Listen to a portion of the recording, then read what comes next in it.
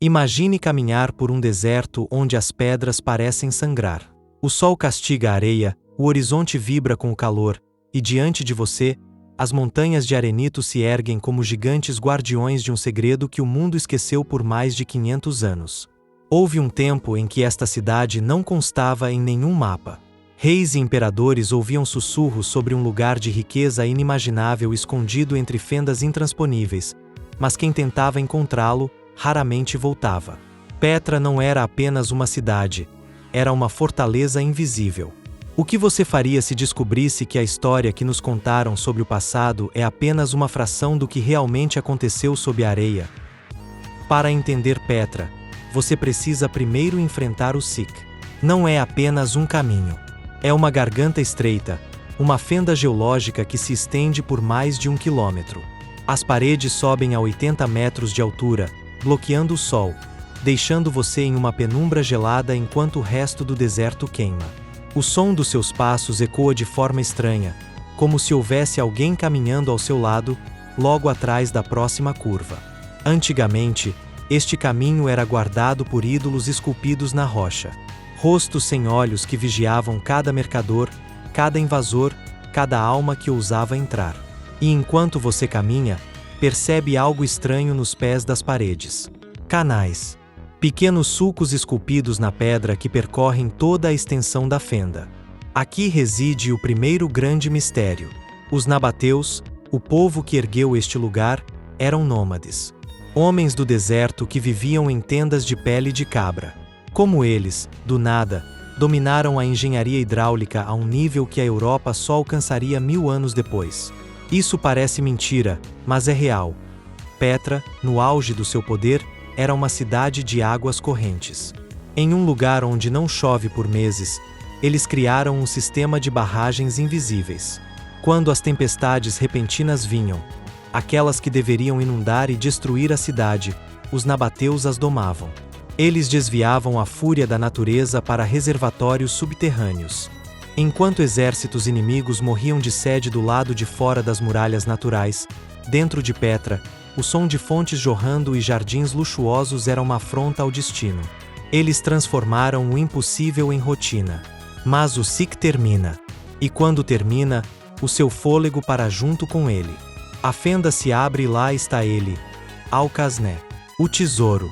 Uma fachada de 40 metros de altura, esculpida inteiramente dentro da montanha. Não há tijolos. Não há argamassa. É uma peça única de escultura colossal. Olhe de perto para as colunas. Elas não foram trazidas de lugar nenhum. Elas foram libertadas da rocha. Imagine o nível de confiança desses arquitetos. Eles começavam do topo. Pendurados em cordas a dezenas de metros de altura, eles esculpiam o teto, depois os capitéis das colunas, descendo centímetro a centímetro. Se um escultor cometesse um erro, se uma veia de pedra rachasse de forma errada, o trabalho de décadas estaria perdido. Não havia tentar de novo. Era a perfeição ou o desastre total. Mas por que tanto esforço? Por que esculpir uma cidade inteira no interior das montanhas em vez de construí-la sobre elas? A resposta oficial é comércio e defesa. Mas há algo mais profundo. Algo que você sente quando entra nas câmaras escuras do tesouro. O interior é vazio, frio, silencioso. As marcas de cinzel nas paredes parecem frescas, como se os trabalhadores tivessem saído para o almoço e nunca mais voltado. Eles chamam este lugar de tesouro porque, por séculos, os beduínos acreditaram que uma urna no topo da fachada escondia o ouro de um antigo faraó. Se você olhar atentamente para essa urna de pedra, verá marcas de balas. Gerações de caçadores de tesouros atiraram nela, tentando quebrá-la para que o ouro chovesse sobre eles. Mas a urna é de pedra sólida. O verdadeiro tesouro de Petra nunca foi o ouro. Foi o próprio tempo. Ao caminhar mais fundo, a cidade se revela imensa. Um anfiteatro para 7.000 pessoas. Túmulos reais que brilham em tons de roxo, azul e laranja quando o sol se põe, a famosa rocha arco-íris. Mas há um padrão perturbador aqui. Quase tudo o que restou de Petra é dedicado aos mortos. É uma metrópole de tumbas. Milhares delas.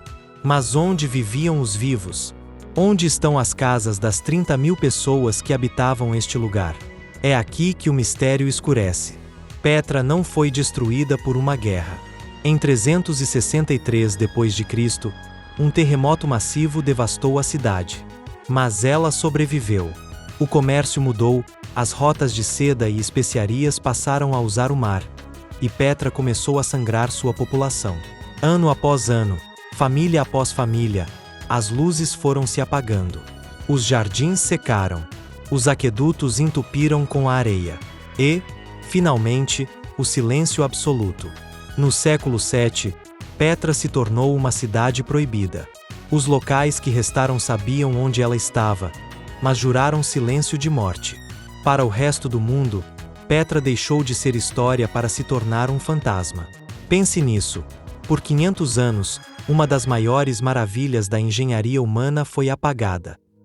Exploradores passavam a quilômetros de distância sem saber que, atrás daquelas montanhas vermelhas, existia uma civilização inteira dormindo. Foi só em 1812 que um suíço chamado Johann Burckhardt ouviu rumores de uma cidade perdida. Ele sabia que os beduínos matariam qualquer cristão que tentasse entrar em seus locais sagrados. Então, ele mudou sua identidade. Deixou a barba crescer, aprendeu o idioma, os costumes e se chamou de Sheikh Ibrahim. Ele mentiu que queria sacrificar uma cabra no túmulo de um profeta. Quando ele finalmente atravessou o Sikh, ele foi o primeiro ocidental em meio milênio a ver o tesouro. Ele mal pôde anotar o que via, com medo de ser descoberto e executado ali mesmo. Mas o que Burckhardt viu foi apenas a ponta do iceberg. E aqui está a verdade inquietante que a maioria dos turistas ignora. O que você vê nas fotos, o que você vê nos documentários, é apenas 15% da cidade. 85% de Petra ainda está debaixo da terra. Existem bairros inteiros, bibliotecas, mercados e templos soterrados sob as dunas e os detritos de 1000 anos. O que estamos visitando hoje é apenas o sótão de um império enterrado. À medida que os arqueólogos escavam, eles encontram coisas que não deveriam estar lá. Influências gregas, romanas, egípcias. Petra era o centro do mundo, um ponto de encontro onde todas as culturas se fundiam em uma só língua de pedra. No alto da montanha mais alta, existe o lugar de sacrifício. É um platô nivelado à mão onde o sangue dos rituais escorria por canais esculpidos na rocha. Quando você está lá em cima, olhando para o vazio, você percebe que Petra não foi feita para ser vista de fora.